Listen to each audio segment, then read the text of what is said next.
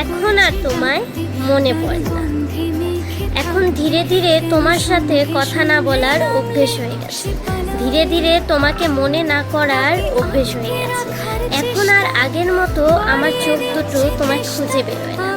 এখন ঘুমও এসে যায় তারা, আগের মতো আর রাতও যায়। এখন তো ঘুম থেকে উঠে আর ফোনটাও চেক করি না যে কে মেসেজ করলো বা কল করলো। আর আজকাল তোমার আইডিতে গিয়েও দেখি না যে তোমায় কে কি কমেন্ট করলো বা কে লাভ রিয়েক্ট দিল।